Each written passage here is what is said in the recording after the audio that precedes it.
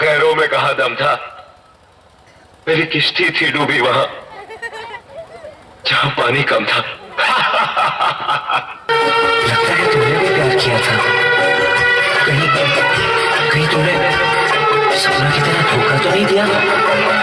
जब पति बने की औकात तोहरा में नहीं थे।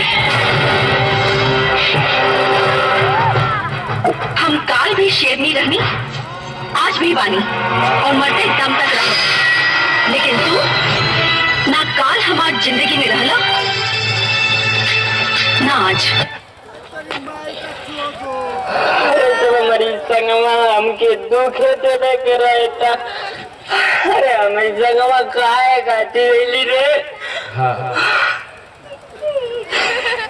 हमको आता नहीं कि तोरी से हम दूसरा से बात ना बोला रहता था। मरते सारे हमारी समझवा तू काहे खाती रे कही रे सदनवा। फांसी लगा दे। हम कसूर के बना पर कहीं रे तोरी संगवा। जहर खा ले। हमरा के येंगन हमारी संगवा। अरे काहे कैली रे तू? अरे काहे कैली रे? हम तो प्यार कैली लेकिन तू तो ये संगवा हमार गर्दनिया काट देली श्वेताज। अरे सरवा तो लड़की के लेके भाग जाओ। अरे हमके ना जालूम रहे रे कि हमरा के सोच के हमर मुड़िया काट दे रे तू।